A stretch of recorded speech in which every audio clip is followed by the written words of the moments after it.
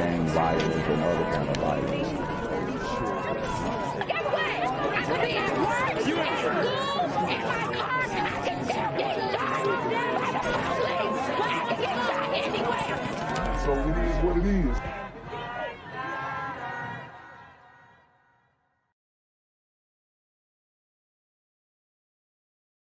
What's good, Shadow Realm?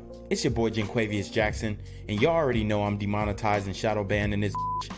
So if you want to contribute, go to the Cash App, the PayPal, the GoFundMe, or join the Patreon. Also, don't forget to visit the merch store for all your favorite BGZM News 17 gear, including our exclusive Trump is a Blood t-shirt. Go fast before they sell out. They are already flying off the shelves, no cap.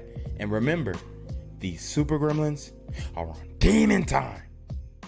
Yo, what's good, BGZM News 17 family? I'm at the corner of Jesse Jackson and Marcus Garvey, and I got some bad news for you. As you can see, I lost my job. I'm out here living in cardboard boxes outside of boarded up vacant homes. YouTube said I'm done getting money out here in these streets. They even took my funky ass suit. So anything right now would help. So go ahead and hit that Cash App, hit that PayPal, hit that GoFundMe. Hell, cop the merch. Or if you want to make the long-term commitment to the Jenquavius Jackson Fund, join the Patreon so that I can continue to put out top-notch content each and every day. Also, check out the Rumble, where there is absolutely no censorship. Link in the description box below. Hey, yo, ain't that nigga Jenquavius? Yo, I recognize. No, that's not me no more. Hey, yo, run your pocket. Y'all get me with this shit. Do the opposite of Antonio Brown and take over What your more store. do you want from me? More as well about yesterday's horrific crash in the St. Roch neighborhood, including the name of the young woman who was killed. 21-year-old Anastasia Ray Rayborn was killed after police say 31-year-old Anthony Cooper ran her over with a car. Her sister says Cooper was her boyfriend. At 6 p.m., Anastasia's family speaks with WWL Louisiana's Eleanor Tabone about the little sister. They just more as well about yesterday's horrific crash in the St. Roch neighborhood, including the name of the young woman who was killed. 21-year-old Anastasia Ray Rayborn was killed after police say 31-year-old Anthony Cooper ran her over with a car. Her sister says Cooper was her boyfriend. At 6 p.m., Anastasia's family speaks with WWL Louisiana's Eleanor Tabone about the little sister they just lost. New Orleans police are investigating the homicide of a woman tonight where the weapon was a man in a car. It happened right behind the St. Roch Market near the intersection of St. Roch Avenue and Murray Street. Meg Ferris was at the scene as it unfolded. We join her there live now with the very latest. Meg? Well, that's right, Katie. This call originally came in as a wreck and a fatality of a pedestrian around 11 o'clock this morning. Wow, so we have a situation where it's a domestic violence situation. The man is dating a woman and runs her over. Now, this is obviously extremely tragic, and our thoughts and prayers go out to the family. But it's just really scary nowadays, especially when you are dating, because you never know who you're really dealing with. Right here after a car crashed into this building you see behind me that has since been boarded up. But when NOPD got to the scene here at Murray and St. Roch, they changed their investigation to a homicide. And what happened has eyewitnesses upset. It's just all sad, very sad. You don't know what's going to happen when you wake up in the morning. This woman who lives in the building that was hit is still very upset and shaken from what she heard and later saw in detail on her surveillance camera. It's just really loud and didn't know what happened. But when she looked at the playback of the security camera, she could clearly see the moment the tragic incident happened. Oh, it's something to see. You see the woman. And the fact that they have this on film is even more upsetting, I'm sure, for the family, because you see the brutality of a crime like this, to run over somebody that you were supposed to love and protect and provide for and take care of. And losing her life. He just drove over her right through that. Her video was turned over to NOPD and not shared publicly. She says it shows a man and a woman in the silver car in a long argument, and then the woman gets out of the car. And then she walks to the sidewalk this way, and he just goes right at it. The business owner across the street shared this security camera video of the silver car driving up and stopping, but the crash is out of camera range. He ran outside after the crash and saw the driver trying to climb out of the wreckage. He was frantic, trying to get in and out, and the car was kind of, he couldn't really open the doors to the car because it was wedged in there. So he was kind of hopping around, just all frantic. The woman says NOPD was on the scene fast and arrested the man who was driving the car. John, did you see the police arrest the man? Yes. How did that happen? Was there any resistance? None. No, he didn't. He got cuffed and taken away pretty quick. So obviously by now we don't have a description of the individual who has done this, but guys, unfortunately, I'm here to tell you it was a super gremlin on Demon Time. And once we get into more of the details of what happened, you're really going to see the wickedness that needs to be exposed and that needs to be confronted, because this is an issue that we've been talking about for the longest, and it's IR crimes, or interracial crimes. And this is another example. And it really resonates with all people because there's so many different angles you can go at this conversation with.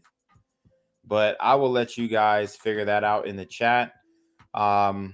It's just tough covering these stories because obviously we want and are praying and are hoping for different outcomes, but it just seems like these guys, they're just ready to crash out. Quickly. No resistance, no yelling any words or anything? No. NOPD is calling this a homicide, but have no further details while the investigation is ongoing.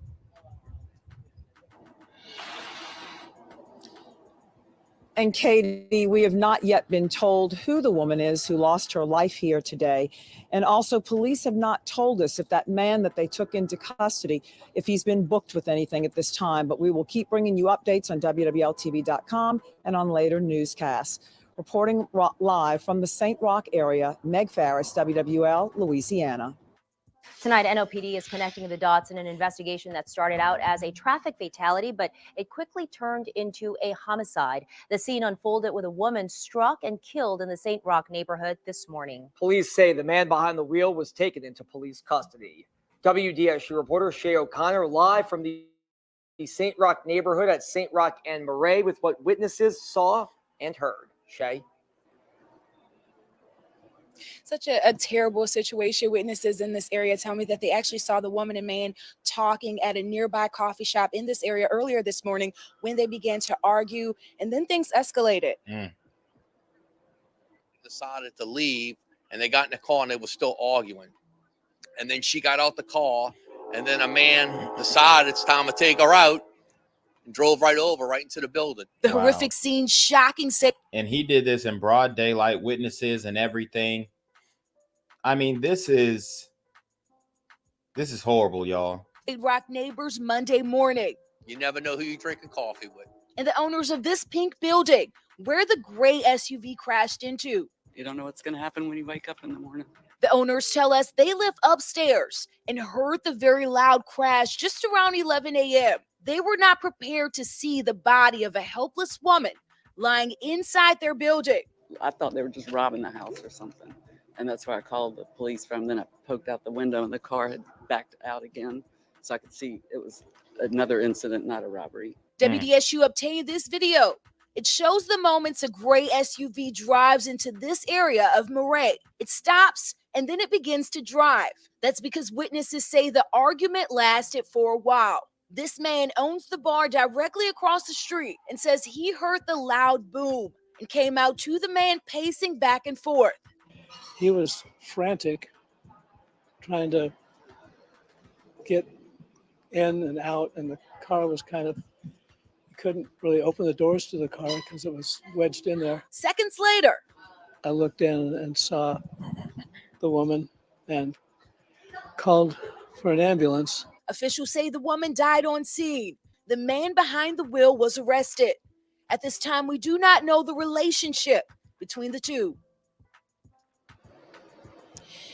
And no one else was downstairs at the time of the accident. As you can see now, this area where the accident happened has been boarded up. NOPD says they are now investigating this as a homicide. And of course, we'll continue to keep you updated on the situation. Reporting live from the St. Rock area, Shay O'Connor, WDSU News.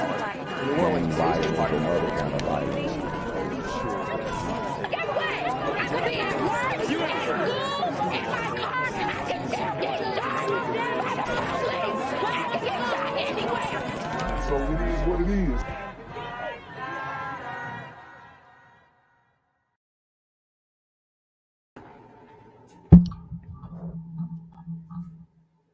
What's good, Shadow Realm? It's the Black Gen Z Mindset. Make sure you go ahead and like, comment, share, subscribe. Let's get into the video. All right, guys. So we have to cover this one. Man, oh man. I mean, South Carolina's on fire. This is the, I want to say this is the third video that I'm putting out coming out of South Carolina on an interracial murder. Wow. I did the shooting of Catherine Holmes, killed by the black thug Troy Marquise Gilliard in the Facebook marketplace shooting. I believe that one was out of South Carolina. Let me just double check real quick.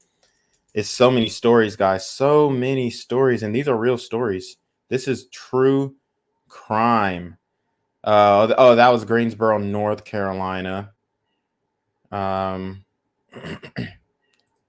Yeah, so I mean, hey, pretty much the same difference. You got North Carolina, South Carolina. But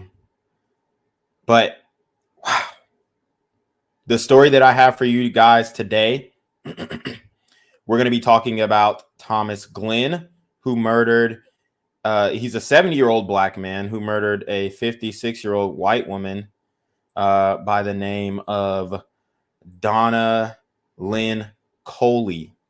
Donna Lynn Coley. Okay. So we have Thomas Glenn, the black male, 70-year-old black male murderer. I mean, this is a super OG gremlin on Demon Time. This story is absolutely insane. But guys, before I get into this story, I have to tell you about my YouTube woes. Obviously, I'm coming to you guys live again. As you can see, my numbers are being severely stifled. You know, back then, what, man, we had 3K. We had 3K subs back in the day. We were pulling 100 viewers on a live stream. Now we have damn near 10K subs. I'm 1,700 away from 10K subs, and we can't even get 10 people in the building. So that just shows how stifled YouTube is. I mean, how YouTube is stifling my channel. I mean, it's really crazy that they can do that, but hey, it is what it is. This is what we're dealing with. This is why we are at Rumble as well. But obviously, most of the people are going to come from YouTube. Then they're going to come to the Rumble. So if you want to support the channel, hit the Cash App. As you guys can see, it is on the banner down below.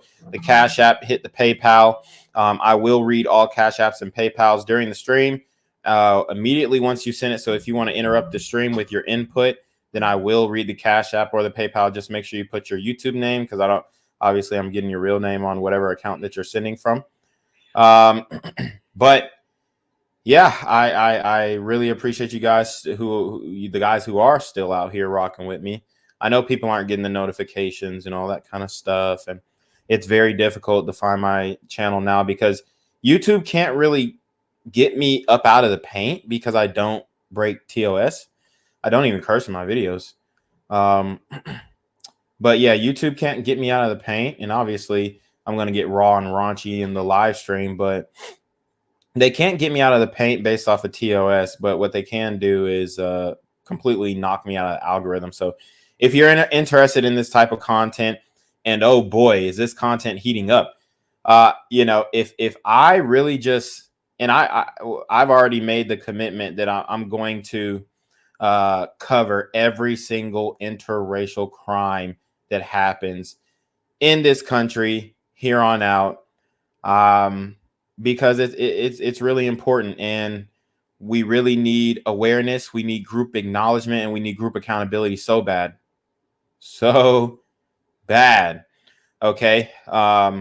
So very crazy stuff going on out here in the community. The community is completely on fire, and, you know, essentially destroying and burning anyone in its wake. And it's upsetting. That's why I had to get the fuck up out of Hey man, I had to get the fuck up on out of the community because it was never worth it. It was too dangerous. Okay. You know, and I was in Buckhead, which didn't used to be the community, but now it's completely taken over. And all these ninjas are doing are stealing and breaking into cars and stuff like that. I mean, it's really crazy. So I had to get up on out of there, and it's wild what's going on right now in this era.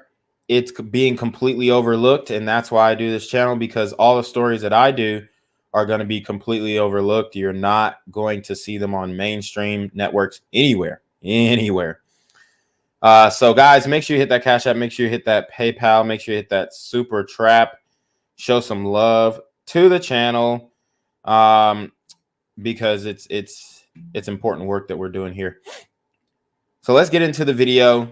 I've already prefaced you enough. Y'all want to know what happened. Honestly, I want to know what happened. These are live reactions that I do. I go to this, I do these live streams and I do them live. I don't know what all exactly happened in the story. I'm just you know, pretty much hypothesizing on what's going on in the community, and the rationale, the pathology, the psychology, why, when, where, how, these important questions that we need to ask ourselves when analyzing these crimes. And we all do it together, right? And you guys input, honestly, with a crowd this small. Yeah, I'm gonna read you guys chat. Scott Kelly, dude, he says this is a crazy one, very tragic. Yeah, man. Regular Degla, dapping up the black man. Yes, sir. One of my OG mods, Distant Lights. Hello, everyone. Looks like another sad story on our hands again. So there you go. Scott Kelly, outstanding story on Greensboro, North Carolina last night. So he saw that. He saw that story, and that was, oh boy. I mean, that one was a scary one, right? That one was a scary one. You're on Facebook Marketplace. You're linking up with some random ninja, and he crashes out, robs you for your wedding ring and diamond rings and all that stuff. I mean, these guys have completely lost their minds. And it's not like everything you're doing is digitally tracked. It's all there, buddy. It's all there, but they can't see past it. I don't know. I don't know what is not processing in a lot of these young ninjas' heads right now. But they're willing to crash out over anything. And if you fight back, especially, I mean, it doesn't matter. They'll shoot anybody, right? In the community, we know that. I mean, most of the stories that I've been doing are black on black crimes. But if you fight back and you are a white person, you have to win. You have to win. And unfortunately, what's happening is people are fighting back, and then they might catch a body in a dispute where it was escalating and they took fatal action and they're being imprisoned for it. we need to figure out a way to make things right. Right. I mean, that's just the reality. It's about right and wrong here. And it's a lot of he said, she said. But when we have stories like this, where you have a woman on Facebook Marketplace, an elderly woman at that, getting robbed, killed. I mean, whoa, nothing's going to happen. That's the crazy part. Nothing is going to happen. I mean, this guy going to do time, right? I mean, he might be eligible for parole too. He might be eligible for parole, but it's a lot of Facebook gangsters. The real street niggas, if y'all want to know how not to beef online, just avoid Facebook unless you're doing business or family, because the real street niggas are on Facebook Live. They're posting things like memes from 2001. I mean, it's just it's almost like they're living in the 90s, or they're living in another fucking age, or the early 2000s rather, right? Facebook didn't come in the 90s, but it's like they're in some other realm where everything is like outdated and they still on the old tech, not the new tech.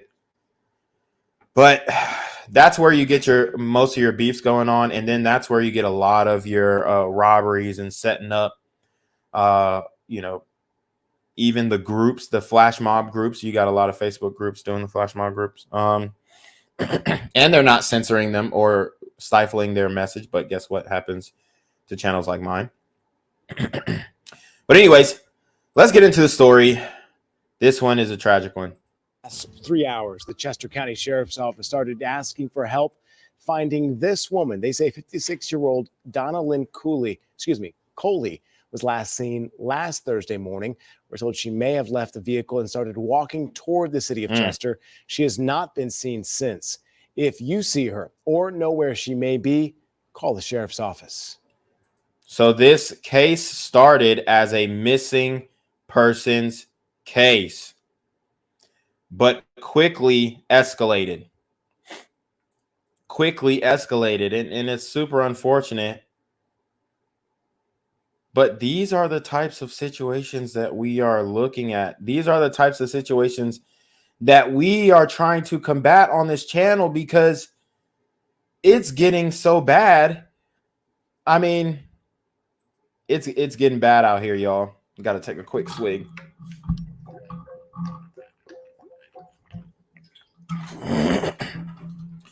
And the thing is, there is no really mainstream narrative. There's no mainstream narrative of this actually happening, right? It's almost as if this type of stuff is completely ignored, because the mainstream media is trying to act like this just doesn't happen. But it's happening a lot.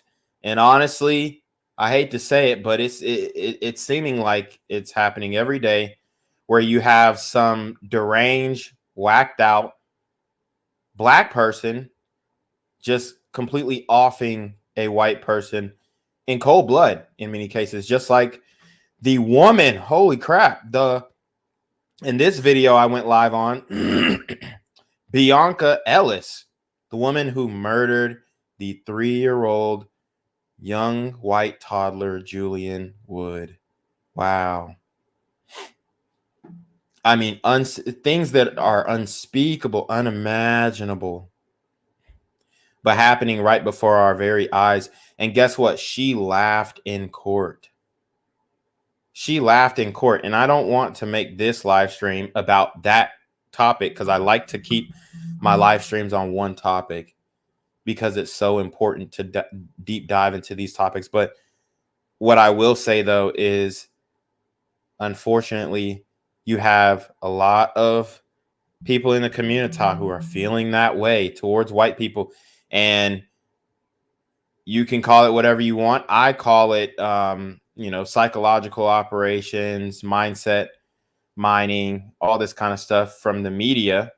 And then it's also enabling from the black community, and then individual actions and all this whole storm Also with the criminal justice system, the catch and release policies, this storm is brewing. And then you have just like the resentment from unhealed, quote unquote, unhealed wounds of slavery. And in this day and age, I think it's safe to say in general, because when you look at the comment section of these crimes, and they are rarely being reported, but when you do look at the comment section on the black side, and these types of crimes are rarely reported on the black side, but when you do look at the comment section, there is an apathy.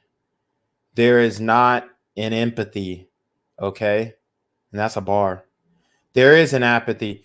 When you see some of these sisters who are just like cold in their assessment of these crimes, and cold not in the sense of, oh well, you know, they're just oh well. No, they're like, oh well. It's almost like they're like, well, you shouldn't have been a white bitch, or you shouldn't have been a white, you know.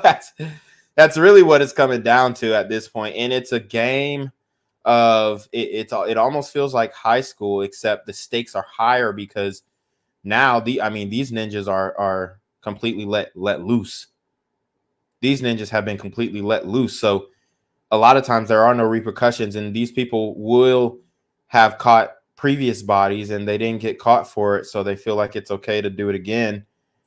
And I mean, this is a perfect example. This story that I'm presenting to you guys is a perfect example of that. Start off the 6 o'clock news here with some breaking developments from Chester. Deputies confirmed the body they found is a missing woman they've been searching for. And the sheriff's office just tells us Thomas Glenn is in custody tonight. We're told Glenn has multiple convictions that date back all the way to the 1970s. Woo! So you have a 70-year-old ninja, a career criminal who has charges dating back to the 1970s. Killed this 56-year-old white lady. And you know, I'm not gonna lie, she looks way older than 56. I'm not gonna lie. She looks like very much, you know, no disrespect, but I'm saying what the general population would consider the trailer trash, chain smoking, da da da da. And these are the people that they're telling us have white privilege.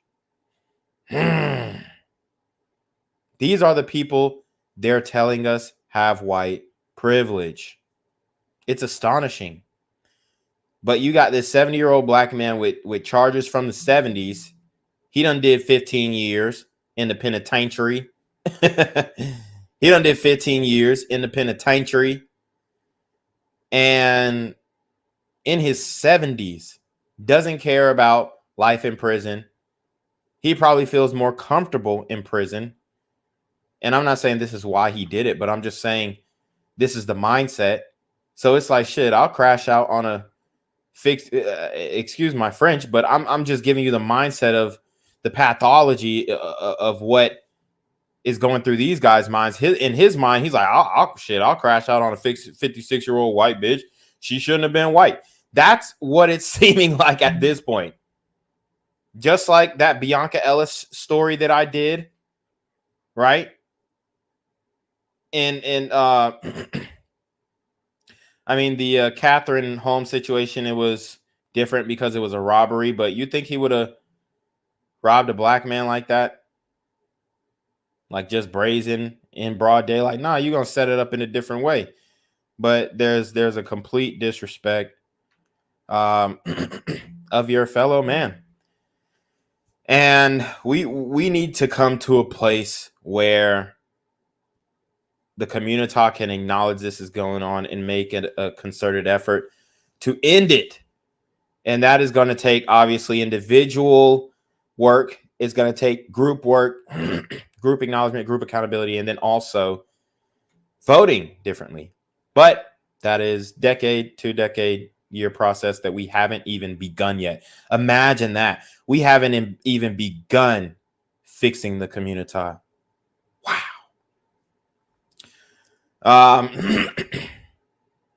Let's see.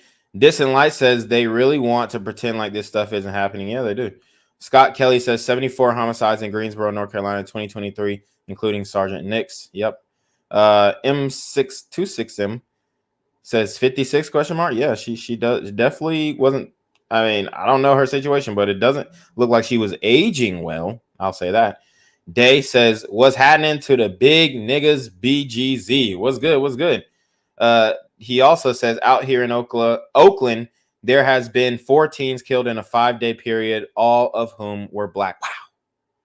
Staggering numbers here, guys. Staggering numbers here, guys. In the black community, and, you know, other media influencers. And, you know, when I say media influencers, I'm talking about the red media that Ye enlightened us upon. I mean, I'm not saying that the red media is completely behind it, but they don't help at all. And in many cases, you could say they're instigating. But that's not a topic for this stream. Beast Life over 50 says that dude has been committing crimes for as long as that woman was alive. That woman looks real bad for 56. I'm 62, and damn, man, she had a rough life. Yeah, man, there ain't no white privilege bone in this woman's body. Because, for one, she only got to live till 56 before her life was snuffed out by a career criminal, 70-year-old black male, super OG gremlin. She wasn't aging well. I'm sure she's had her internal battles, and it doesn't look like she was living lavishly. But they're trying to convince us that white people have some magical power, and it's called privilege. And it's just not true. If anything, I can make the argument or assertion that there is some black privilege in this 70-year-old super OG gremlin's history. I mean, he's been, you know, committing crimes since the 70s. So what is that? 50 years of committing crimes. Whew. I mean, and this guy, he's still out on the streets. He had an opportunity to retire a free man, but he recidivated. He chose to reoffend, and in this time in a big way. And I mean, with this type of behavior, I guarantee he was catching bodies before the early 2000s and never got caught. I mean, this guy might be on his deathbed and make some deathbed confessions about murders that he committed in his teens. Imagine that. Imagine that. Because this man has been alive for a long time. He's been alive since the 50s. This man has been getting away with all types of crimes. And with this type of track record, I would perceive that he has done this before. These men who are in and out of prisons and they're this old and they're still committing violent crimes. These dudes ain't changed, man. They've been on a murder game shit since the 60s, the 70s, where you couldn't get caught. It was highly unlikely that you would get caught unless somebody literally saw you. Somebody had to literally see you, point you out, be a credible witness, and all that. These guys are some bad dudes.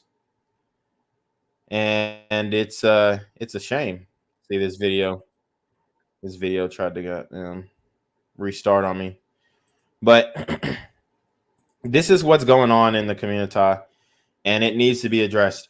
Day says, did you hear that they are making a documentary about St. Floyd? It's supposed to be about how he changed the world. Yeah, man. Y'all know how we feel about the George Floyd situation. And I think that was a big impetus into what we're seeing today. I mean, it's definitely something that sparked or ignited something in a vast majority of the community's brain where they just feel like it's okay to go off in open season on white people because George Floyd. It's true. Start off the 6 o'clock news here with some breaking developments from Chester. Deputies confirmed the body they found is a missing woman they've been searching for. And the sheriff's office just tells us Thomas Glenn is in custody tonight. We're told Glenn has multiple convictions that date back all the way to the 1970s. This afternoon, though, investigators say they found the body of Donna Coley off of Cradle Street. And imagine that. Wow. Imagine her family has to see that this animal, this vile creature, this beast, this demonic entity dumped her in this busted up, boarded up, probably smell like cat piss. And I mean,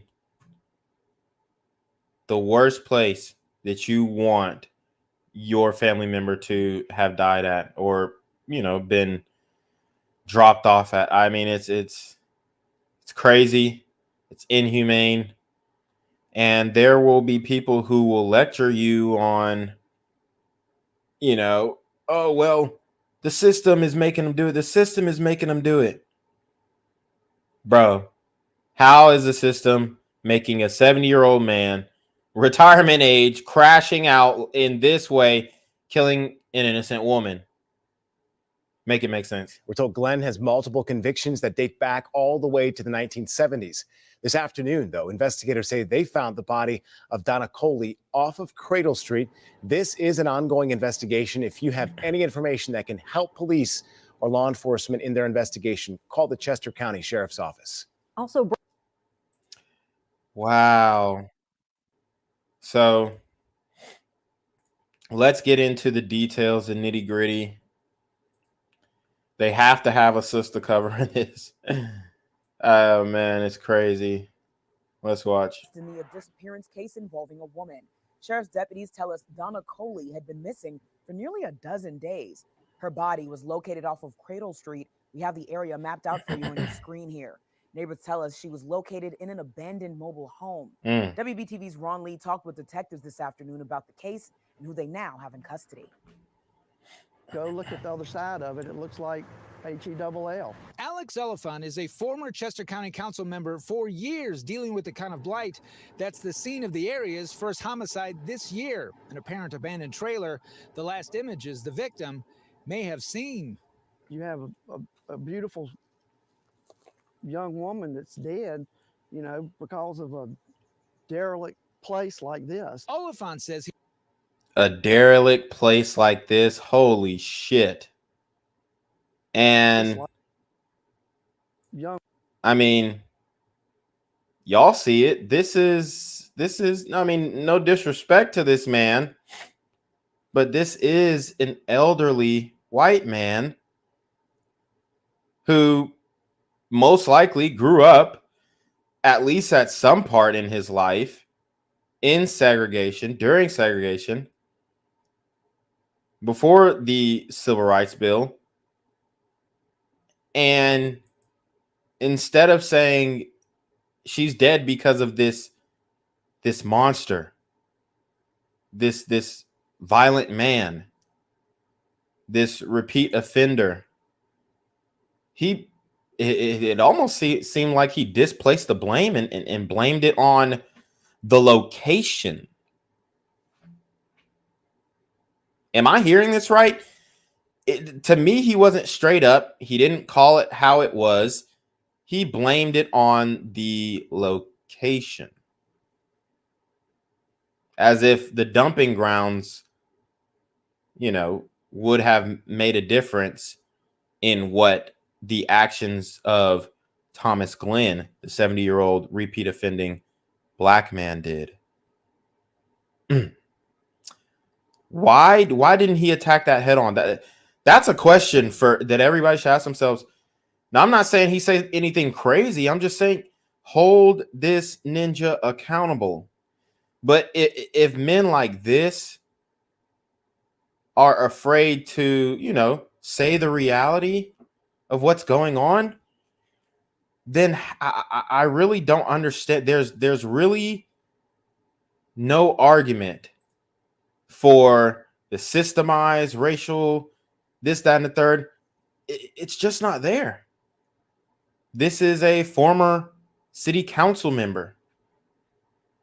So he's in government. He has committed to serving the people. And he is not calling it for what it is. Very interesting. I mean, that's an interesting take from this guy, Alex Oliphant. It's because a derelict place like this. No, it's because Thomas Glenn is a fucking son of a bitch, and he crashed out and killed an innocent woman over most likely nothing. This dude's a piece of shit. That's what we need to be on. That's the type of animosity we need to have towards these situations and all these murders. It's not just this one, but this one is a big deal because it's not being covered, for one, and it is another interracial crime that we are being told doesn't happen.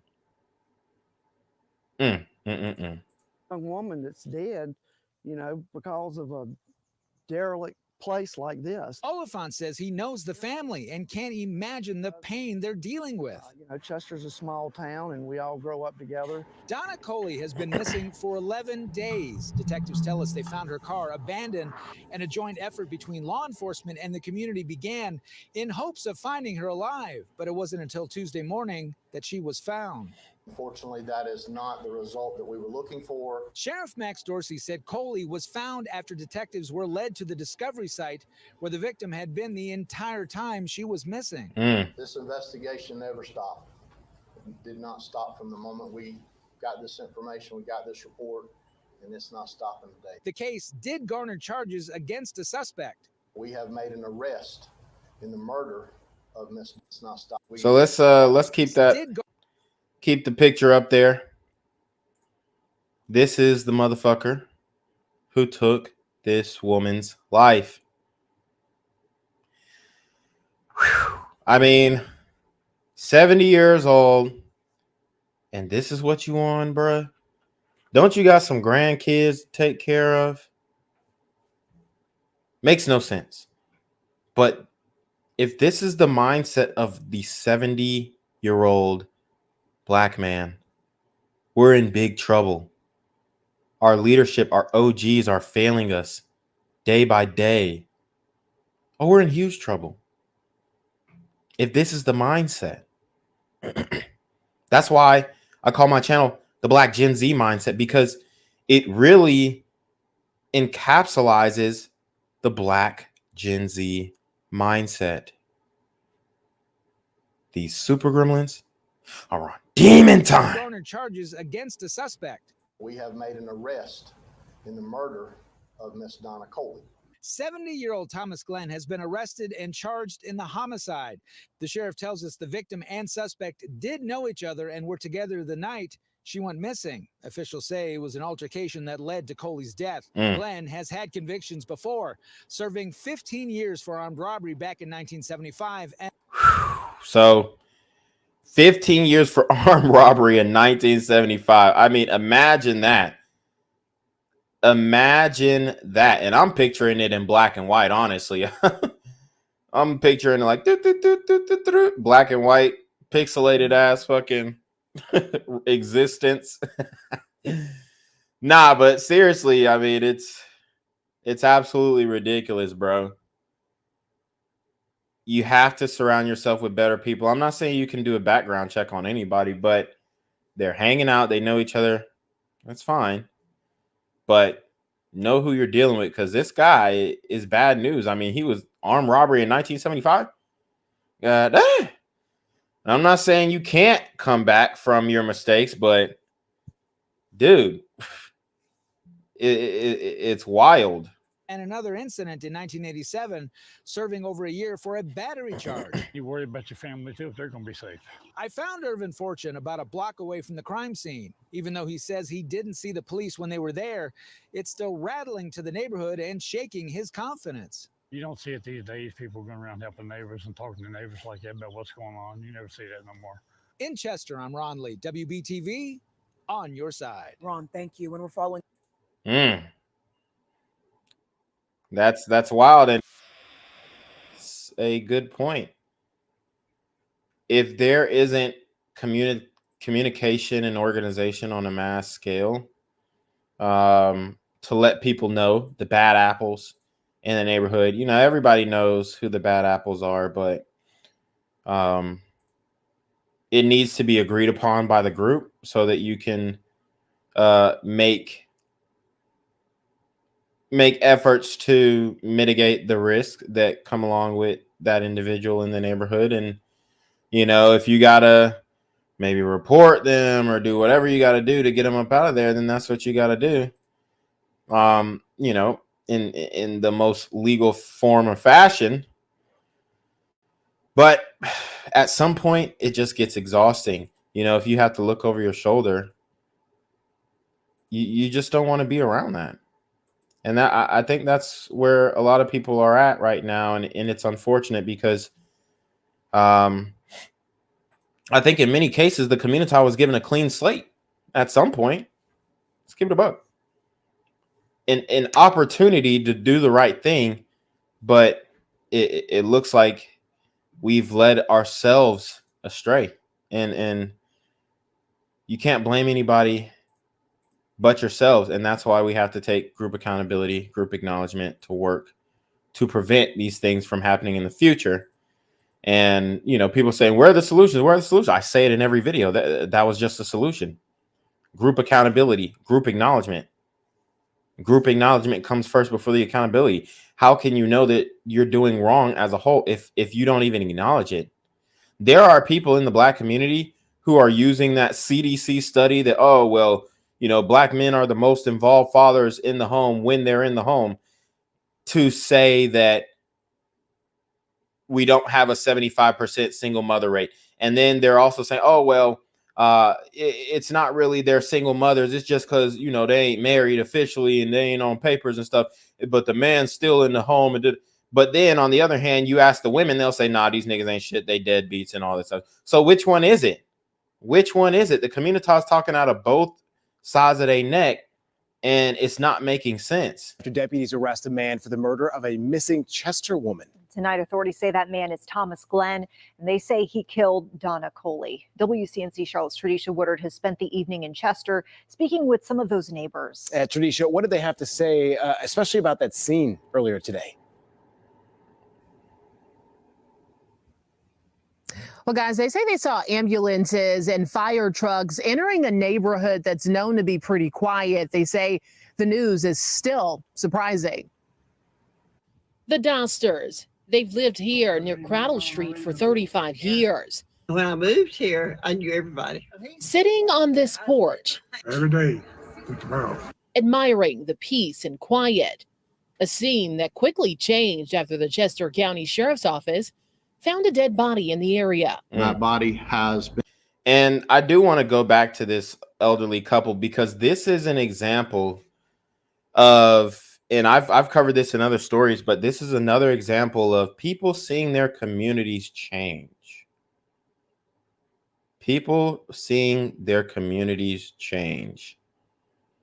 And in many cases, it's not for the better. Okay? It's for the worse, unfortunately. And that's the sad part about a lot of these situations. It was a process. Started getting worse and worse. You get your window broken in. Oh, okay. They didn't get in and take anything, so we'll just get it fixed. And then over time, you just start to see dilapidated houses not being kept up, families getting evicted, all this stuff. It adds up. And these people have been here and they've seen it from the beginning, what it was, what it's evolved to. And, I'm sure that they don't feel like they have any privilege because they've been on the same block. And most white people, you would assume, had white flight and move out and look for a better area. But no, they stuck it out. and they're here now. They're still kicking, but they've seen their community change. They've seen the involvement become lack of involvement. And, you know, they probably could tell you a lot of things about what things were, what they are now. Very interesting. You know, it'd be interesting to pick their brains, but as of now, we just have to deal with what we're dealing with now. And this is a 70-year-old repeat offender, super OG gremlin on demon time, murdering an innocent white woman, 56-year-old white woman. I mean, both of them are grandparent age, but I mean, it makes you think that this stuff is impossible, but it's not. It's real. It's crazy. And I don't know. I can't speak for it. All I can do is just analyze these stories. They've lived here near Cradle Street for 35 years. When I moved here, I knew everybody. Sitting on this porch, Every day with the world. admiring the peace and quiet, a scene that quickly changed after the Chester County Sheriff's Office found a dead body in the area. That body has been identified as Miss Coley. She was reported missing to our agency on May the 31st. Her vehicle was found outside of the city of Chester, abandoned. Officials say 70-year-old Thomas Glenn had been arrested in this case and is being charged with 1 count of murder, an additional charge to his extensive criminal history. There have been other charges and arrest convictions that he's received since then, disorderly, public nuisance. Officials say at this time they do not believe there are any other suspects, and as they continue to investigate, neighbors like the Dosters say they're praying for better days. I've always lived here, and I've never been scared to be here. It's changed a lot. What do you think she means by that? Let's keep it a buck. What do you think she means by that? She means these niggas done came in and ruined the neighborhood. Unfortunately.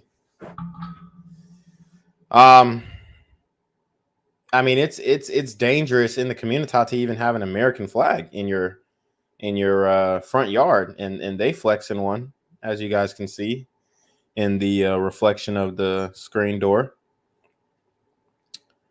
But these people have seen the complete transformation of their neighborhood, and honestly, I'm surprised they haven't moved out. I'm surprised their family ain't get them out, but you know, they just feel like, hey, we ain't leaving. We ain't leaving. Shout out to Day. He says he looks homeless. And then he also says she means it done got seasoned. Yeah, they threw some goddamn Lowrys on the on the neighborhood, and everything started giving you high cholesterol and goddamn diabetes. So that's where we're at with it. And it's unfortunate that we're to this point, but something's gotta change. We gotta talk about this. Say they're praying for better days. I've always lived here, and I've never been scared to be here. It's changed a lot.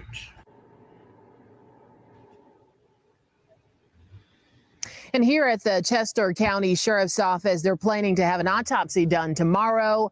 New information they're hoping will seal the deal for those responsible. Reporting live in Chester County, Tradisha Woodard, WCNC Charlotte.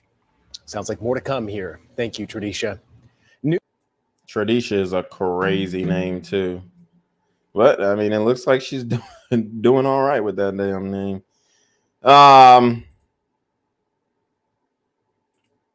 Yeah, we're gonna look at the police broadcast as well to update us on this story.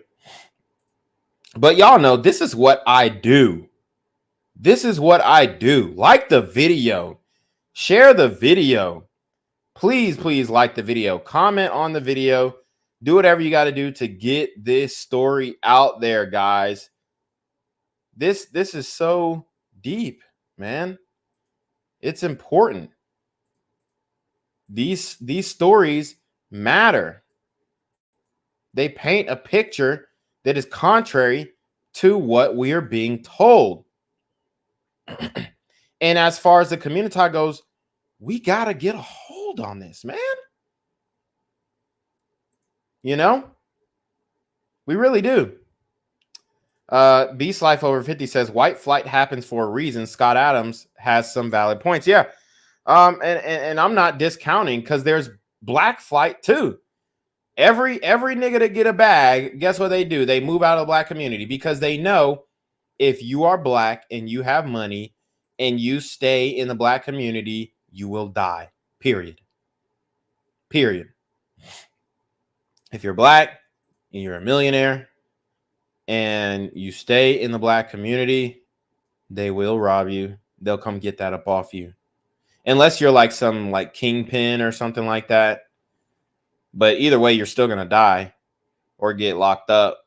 But that's the only way they're not going to actively see you as a mark. But let your ass be a software engineer and you're working remotely and you're trying to stay in the hood and be a part of the community, and you making $500,000 a year. See, you know, it's all cool when some of these broke niggas are going back to, oh yeah, I moved back to my community and I worked in my community, but you're broke, so it doesn't matter. So nobody's trying to rob you, bruh.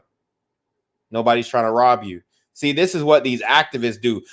What are you doing, brother? You ain't doing nothing. I moved back to my community and I'm working with the kids and I'm working with the youth and I'm doing this and I'm doing that. And what you doing, brother? And it's like, okay, it really doesn't matter, bro, because you don't have anything.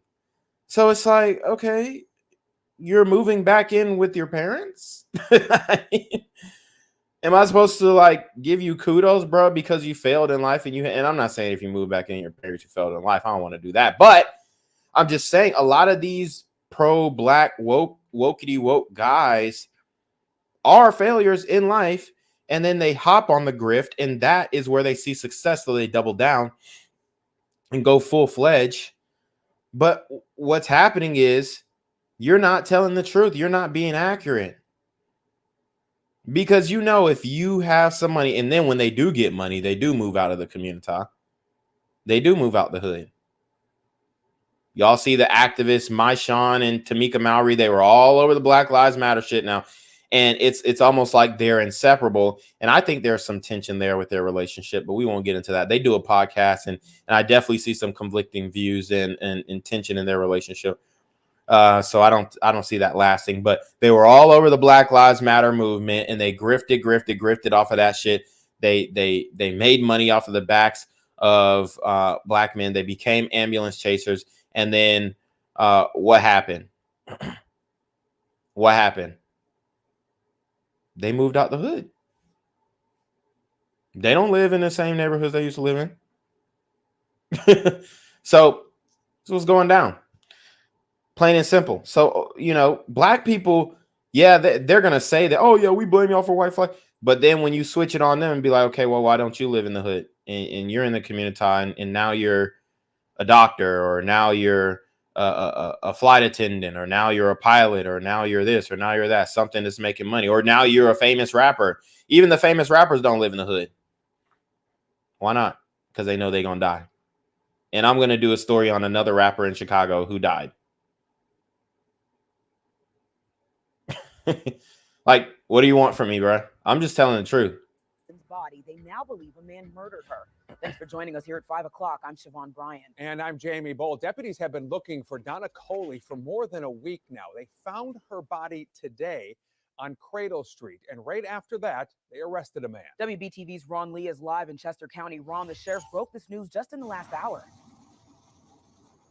That's exactly right. And as of this point, we do not have a cause or reason why this all happened in the first place. Investigators do tell us that her car was found abandoned a short distance from where we are right now, and a concentrated effort has been going on to try to find her ever since. Now, folks, take a look at your TV screens. Here's a picture of the suspect in the case. He's being identified as 7-year-old Thomas Glenn. He's also a resident here in Chester, although it's unclear what the relationship was between Coley and that suspect. Her body was found off Cradle Street. Police aren't aren't being clear at this point on what the cause of death is. Detectives describe a concentrated effort to try to find her, working in conjunction with family and other community. Our investigators, along with agents, various agents from the South Carolina Law Enforcement Division, have been actively and aggressively searching for her. There have been independent community efforts by family members and friends of hers looking for her diligently. Now, we are being told that the suspect does have prior convictions, but nothing recently. As a matter of fact, his last conviction was in 1975 for an aggravated assault and 1987 for an armed robbery. In Chester, I'm Ron Lee, WBTV, on your side. Ron, thank you. Now to a development.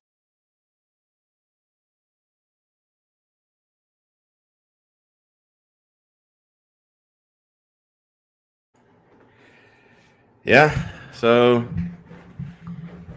as we learn more details, the story doesn't get any better, honestly. But what do we know so far? We know that this man is connected to her murder. Most likely he did it. But you know, the allegedly police gonna come after me. But I mean, hell, it is what it is. Looks open and shut to me. They got the guy, and he is the guy. Okay, it is what it is. But what are we gonna do about this shit? You know, all we can do is just share the videos. It's almost like the same loop over and over and over again. These stories are gruesome. They're only getting more violent too. It's getting more crazy day by day. You know, and it's nonstop. I honestly, covering these stories, I'm just like, holy shit. You know, I can't believe this happened. I really can't believe. But then I can, because we've been doing these stories for the longest. It's crazy, man. It's crazy. But let's get into the police briefing, and then we'll wrap it up. We'll wrap it up here. And these are all the clips that I could find on this story. Not a heavily covered story, I will say. It's only getting picked up by local channels. You don't have any major networks covering these stories. And there's got to be somebody dedicated on the mainstream media to covering their stories. There's got to be. There has to be. It's imperative that there's at least one person who is dedicated to covering these stories on the mainstream media. Okay? And there's not. But these stories are important. Just as important as, if not more important, than when a white police officer kills a black man. Because at least in these cases, we know that these people were innocent and they didn't deserve their fate. But in many of these police shootings that they're trying to shove down our throats and make us believe that this guy was just all, you know, he was a stand-up individual and stand-up citizen and exemplary person and all this kind of stuff. Meanwhile, he's a street nigga. He's a thug maxed alpha simp. And he fought with the police, or he shot it out with the police, and they're trying to pad the stats and act like this is something that's happening all the time. No. What I'm covering, the stories that I do, happens all the time. Every single day. I can never run out of content. And I wish there would be one day where I could say, you know what? There's no more crime coming out of the community. I can hang it up. I can stop my channel. I can delete all my stuff. But I don't see that coming anytime soon, because it doesn't look like the community is ready to talk about this or get a hold on what's happening. And we're not even at a place of acknowledgement. So What are we going to do? All right, and for reference, this audio is going to be weird. It looks like it's only coming out of the left analog, so brace yourselves. I can't really do any mixing or live editing to make it come through stereo, which is on the right and left analog, so bear with me. If you guys really can't hear it, I will repeat some of the things he said. Just let me know in the chat.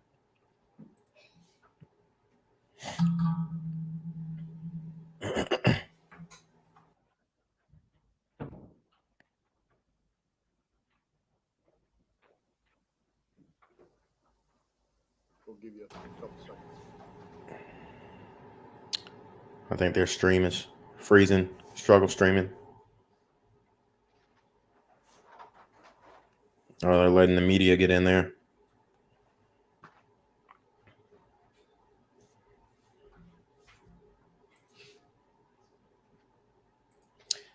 Let's see if I can find a better audio of this.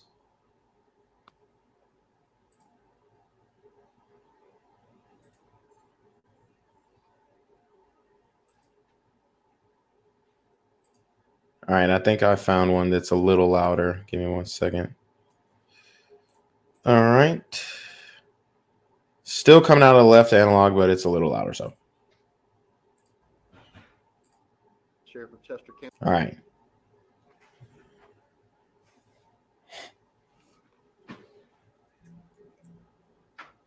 Afternoon, everyone. Thank you for being here on such a short notice. I want to introduce the people up here with me. My name is Max Dorsey. I'm the Sheriff of Chester County. Guys, I know it's really, really low, but just let me know if you guys can hear it. Can't do much on my end to turn it up. I've got it. Oops, sorry. I've got it turned all the way up on YouTube. So, Special Agent with the South Carolina Law Enforcement Division. Of course, I'm the Sheriff of Chester County. This is Terry Tinker. He is the Chester County Coroner. And this is Paul Knight. He's a Special Agent with the South Carolina Law Enforcement Division, commonly known as SLED. For the last approximately 11 days, our community has been searching for a missing lady named Donna Coley. She was reported missing to our agency on May the 31st. Her vehicle was found outside of the city of Chester, abandoned. Lord have mercy. And so the family made a report to us on May the 31st that she was missing. Our investigators, along with various agents from the South Carolina Law Enforcement Division, have been actively and aggressively searching for her. There have been independent community efforts by family members and friends of hers looking for her diligently to no avail until this morning. Our office received information to further this investigation, and our investigators were canvassing the areas around Pinckney Road, the bypass, and they were led to a location off of Cradle Street, which is off of Pinckney Street. And they found a deceased body. That body has been identified as Miss Coley. And so unfortunately, that is not the result that we were looking for. But at that moment, we were able to notify the family and explain to them that we had located Miss Coley. In furtherance of that investigation, I want to announce today that we have made an arrest in the murder of Miss Donna Coley. That arrest has been made. We've arrested Thomas W. Glenn, age 70. He resides on Hawthorne Road in Chester. Mr. Glenn has been booked into our detention center, and he is charged with 1 count of murder. Mr. Glenn has previous convictions from 1975, an armed robbery in which he served 15 years. Shit. 1980. Damn. And this ninja has done 15 years in the clank. 15 years in the clank. And guys, this isn't the oh man. I mean, I have so many IR stories, bro. Interracial homicides.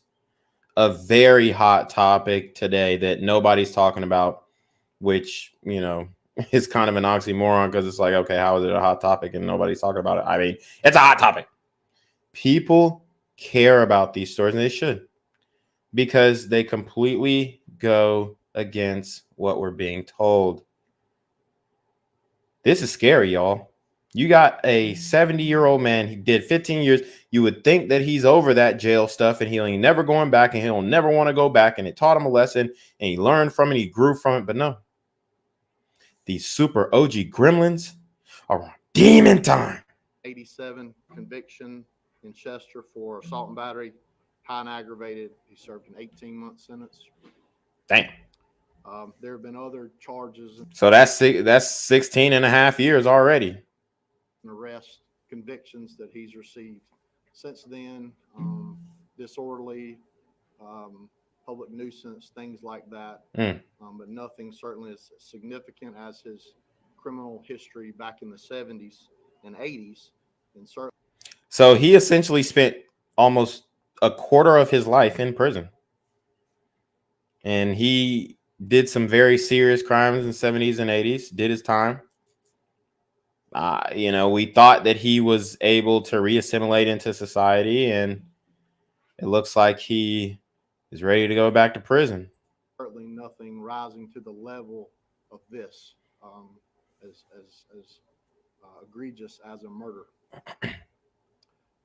This is an ongoing investigation. It is very fluid.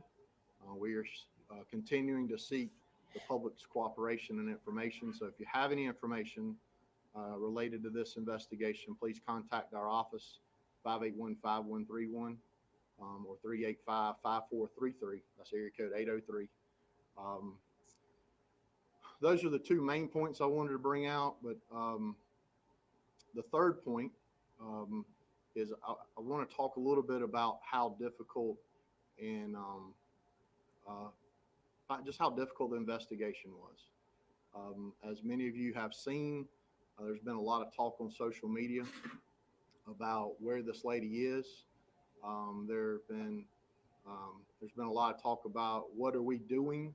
What is law enforcement doing? Are we doing enough? Why aren't we doing this or that? And I want to make it perfectly clear.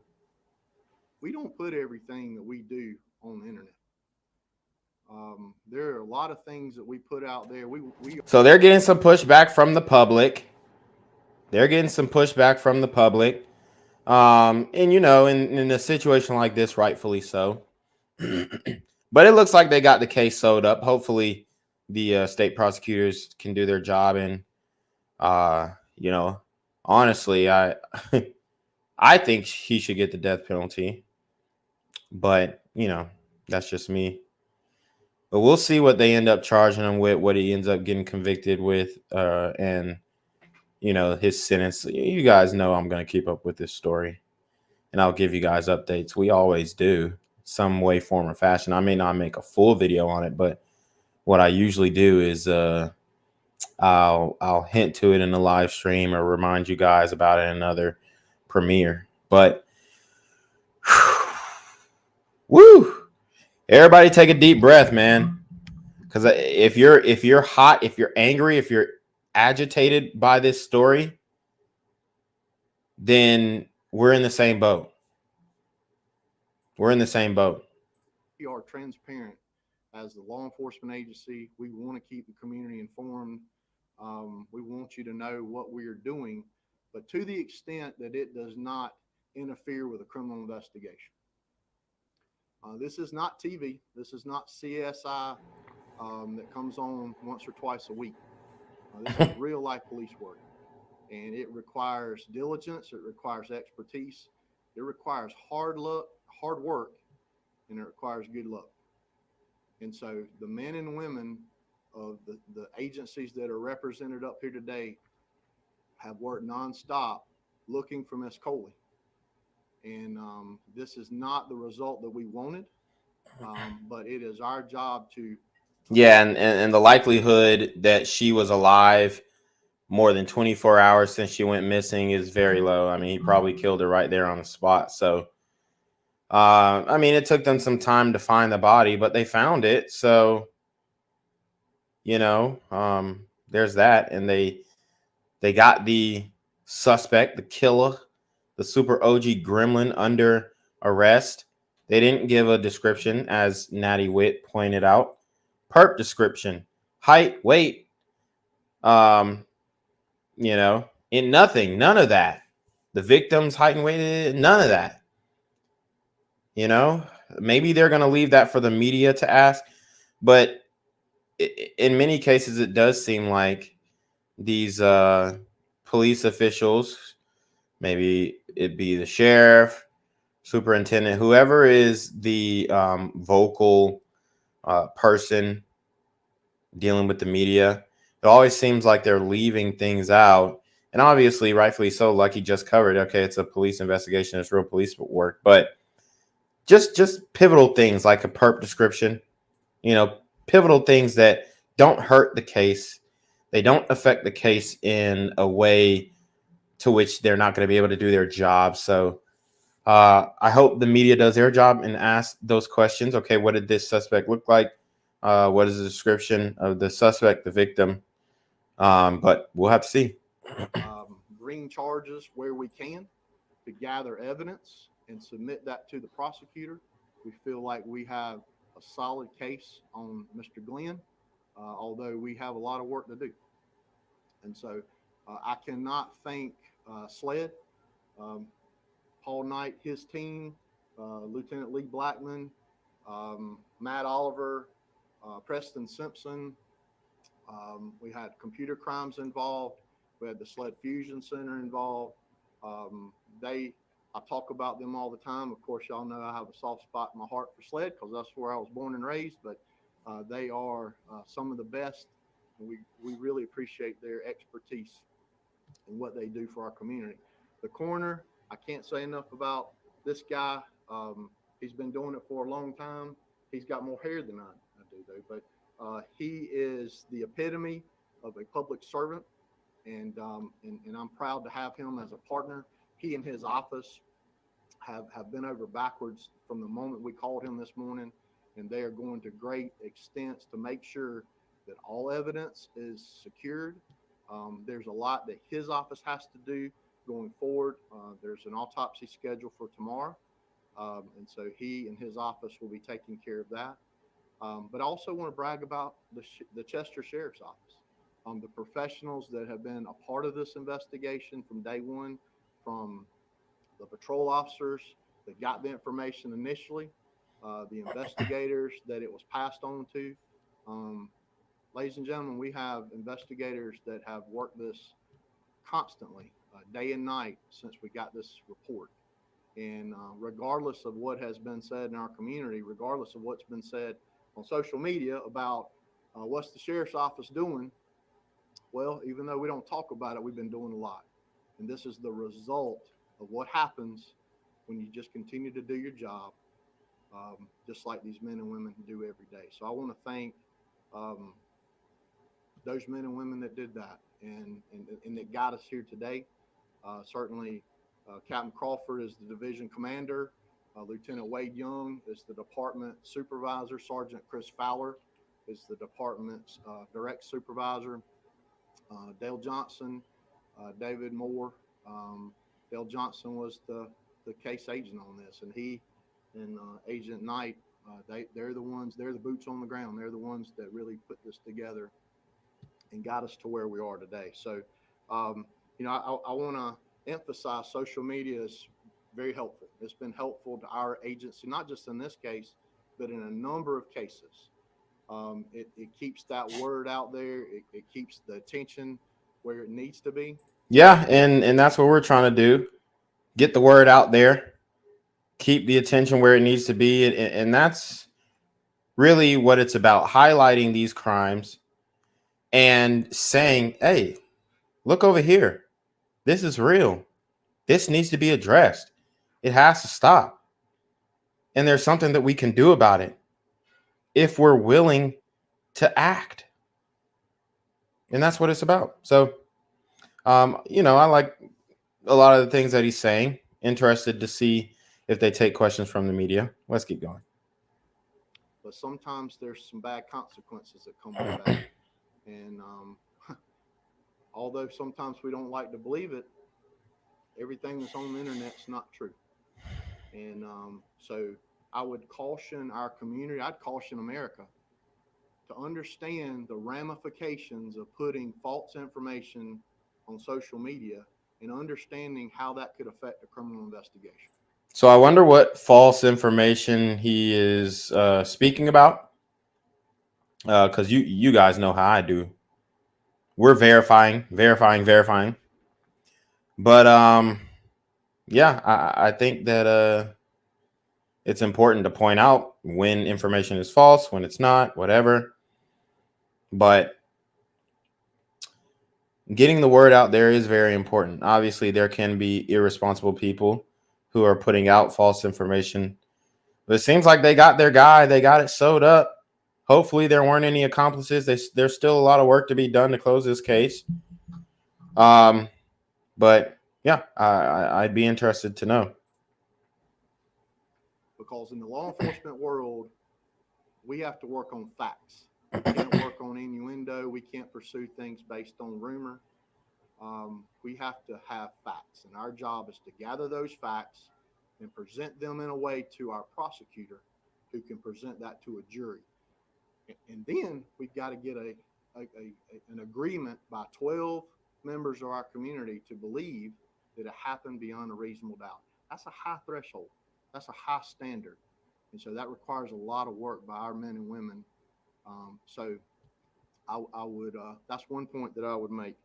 I'll ask the coroner, do you have anything you'd like to say? Tomorrow we'll have an autopsy at 3:30. And what we want to do is make sure that we seal the deal for the sheriff's department and make sure that Mr. Glenn is prosecuted the way he should be. We will get that evidence tomorrow, and then we'll pass it on to the sheriff, and hopefully we'll be able to present those 12 people and convince them that Mr. Glenn needs to be kept where he's at. Woo! And the coroner, that's the coroner coming in there. Shout out to this man. He done seen a lot of bodies, man. He's seen a lot of bodies.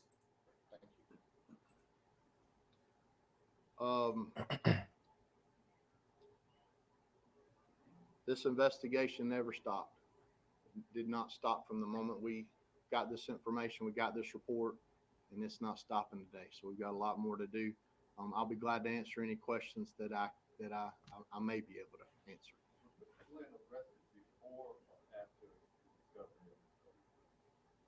Mr. Glenn was, I'll say it almost, he was arrested after the body was found, but it was a very close time. You said related to the trade? Good hard work by our investigators. Do you have a motive at this point? I'll say that they knew one another. So the media asking questions, let me run it back. Good hard work by our investigators.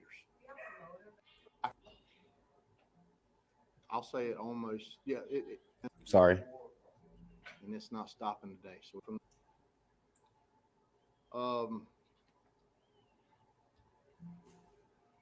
this investigation never stopped.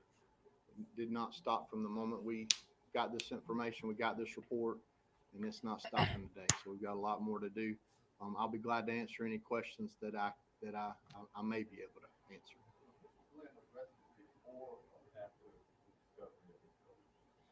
So was Mr. Glenn arrested before or after the discovery of the body? Mr. Glenn was, I'll say it almost, he was arrested after the body was found. He was arrested after the body was found. There you go. But it was a very close time. You said related to the trade? Good hard work by our investigators. I didn't hear that last question. What did he say? It was found, but it was a very close time. You said related to the trade? Okay. Can you say what agents? Maybe he said who arrested him or so. I couldn't really hear. Good hard work by our investigators. I'll say that She asked for a motive. they knew one another, and they were together the night that she became missing, which was May the 30th. They were together, they knew one another, and some altercation occurred that led to her death. I'll have to get you that information. She was 56. He is 70 years old. He's 70 years old. She's 56. So he's 14 years older than her. Wow. Mr. Glenn, 70 years old. 70, yes, sir. That's something that we're going to wait on the... So he asked, what's the cause of death? Obviously, they haven't done the autopsy. They're doing the autopsy tomorrow, so they're going to get the cause of death. Medical examiner in the coroner to determine. Our evidence indicates that she's been there since that evening, the night or the early morning hours of May the 30th. So, yeah, like I said, he killed her, right then and there. It wasn't like it was a kidnapping and he's holding her somewhere. Very sad.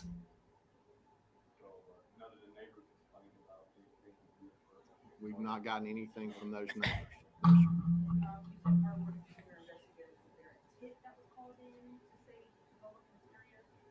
Yes, but it wasn't to that area. They got a tip this morning. They were kind of in the general vicinity, but they continued kind of in that area in more detail, and it led them to this location. So they got a tip that led to the discovery of the body. We did not. No dogs. That man and that investigator, yes. It was inside of an abandoned trailer. Autopsy tomorrow at 3:30. Get results or we're sending the body off? We'll get the results. We start the autopsy tomorrow at 3:30.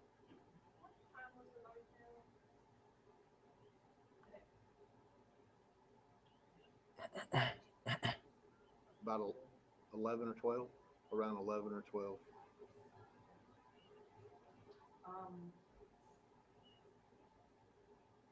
They were together the night she went missing. You know, if they were at a bar or anything, or at a house. They were That was a whack question. in that area of Pinckney Street, the bypass, Cradle Street.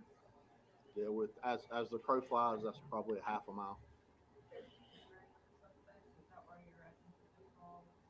We're just wanting to make sure we've got all the evidence. We want to firm it all up. We do not think there are any other suspects, but again, we want to be open-minded and objective. Cradle Street. I don't have the numerics. Yeah, we would not release the numerics of that. It's been our practice to just release the street. This proceeding is a missing persons case until the body is found? Yes and no. We approach this as a missing persons case, but you work it as if it's a crime, if it's a murder. So all those techniques and all the things that you do, from the get-go, we did not have any evidence that it was a crime, but you still work it like it's a crime. Yes. Not that I'm aware of, no. How long Glenn was out of jail? So how long was he out of jail before this incident? Like I said, he's had an extensive criminal record dating back to 1975.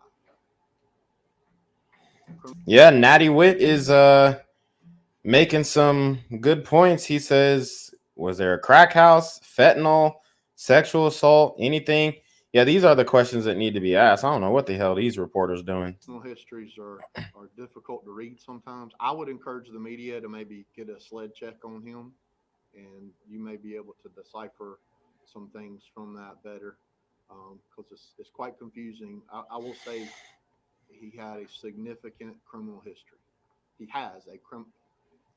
Mr. Glenn has a significant criminal history. No. So because he's charged with a capital offense, his bond hearing will have to be held in front of a circuit judge. There will be some preliminary hearing, I believe, that's held in front of a magistrate, but that's essentially just to advise him of his rights, and he'll have to be waived up to the General Sessions Court. That will be coordinated through the solicitor's office. If you can tell me off the top of your head, I don't know if all that has information either. How many missing persons you guys have on the year and how many homicides?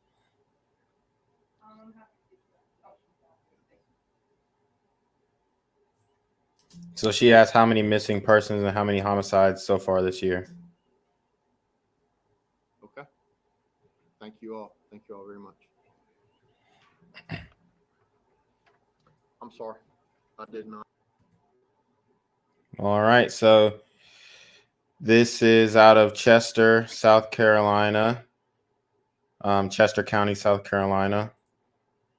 Very, very sad, but interesting story.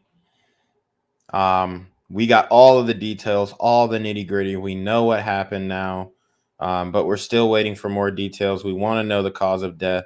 Was it blunt force trauma? Did he, use a firearm or a knife or something? Wow. Yeah. Shout out to Natty Witt. A fucking tragedy. Yeah, it is a tragedy, man. It's horrible. It's horrible what is happening. Okay. It's horrible what is happening. But at the end of the day, unfortunately, this is the environment that we've created in the community. So we've got to do better. We've got to work at group acknowledgement, group accountability.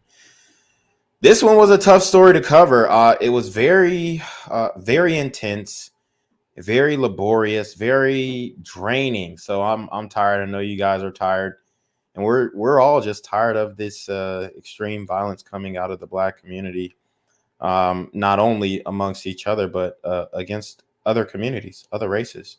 It has to stop, and we need to keep pushing politically.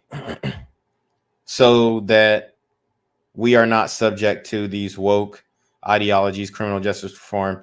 I mean, this guy's probably out because of criminal justice reform. I'm sure he should have got way more time than what he served, but, probably knew how to behave within them walls. But once he got up out and free, he don't know how to freaking act. So he is charged with a capital murder, eligible for the death penalty. And I believe South Carolina just legalized a firing squad. So maybe, I think they should start live streaming that mug. Hopefully we can see a live stream of this guy's firing squad. That'd be based. But anyways, let's see if we got any more comments. Natty Witt says in 2 weeks we'll know more. Problem is we already know. Yep. And it's very sad. But thanks for everybody who joined the stream, guys. Make sure you hit the Super Trap, hit the PayPal, hit the Cash App, go to the merch store, buy the merch, Trump is the Blood t-shirts. Get some t-shirts, some hoodies, whatever. Support the channel. That's the best way to do it. Copping the merch. It's value for value. I appreciate everybody who joined the stream. But it is the Black Gen Z Mindset, a.k.a. BGZM News 17, a.k.a. Janquavius Jackson. We are going to send it off to Janquavius Jackson. Take us away, guys. I appreciate the love, the support. We are fighting a beast when it comes to the algorithm, when it comes to YouTube. So support the channel financially. Support the channel with a like, a comment immediately after video. That helps the algorithm, So that would be much appreciated for giving you guys this banger content. But you already know what it is. Stay safe, be careful, keep your head on a swivel, because these super gremlins are on demon time.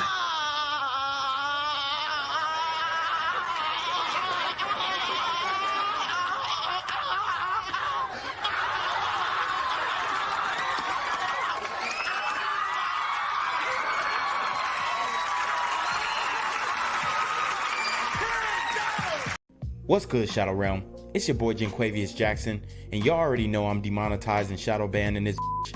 So if you want to contribute, go to the Cash App, the PayPal, the GoFundMe, or join the Patreon.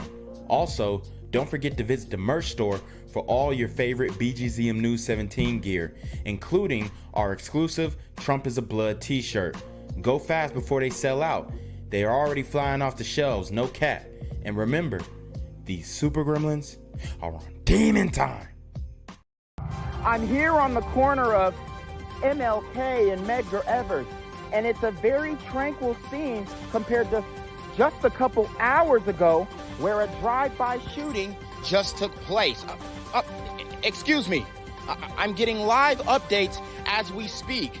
I've just been updated to the amount of casualties from this drive-by shooting, and I'm getting reports that 2 people were actually declared deceased and 27 others were shot and injured but are in stable condition. And although we must pray for the families of the fallen, we must also praise God for the aim of the super gremlin. If you want to know more about the victims of this crime, make sure you add BGZM News 17 on Patreon at www.patreon.com/blackgenzmindset. Also, don't forget to like the video, share the video, subscribe to the YouTube channel, and comment on the video to continue the discussion on how we can find solutions to all this gun violence in the streets. For more hard-hitting news coverage from the community, by the community, I'm Jenquavius Jackson, here live, reporting from Atlanta, Georgia, BGZM News 17. And cut. All right, dog. Let's get the out of here before these niggas come back. Whoa. Yo! Ain't that nigga J? Nah, that ain't me. That ain't me. He just went live. That ain't with me. Funky ass That's that nigga. That's not me. Hey, get that nigga. Jenquavius Jackson, here live, reporting from Atlanta, Georgia. Pray for me. Gang violence and other kind of violence.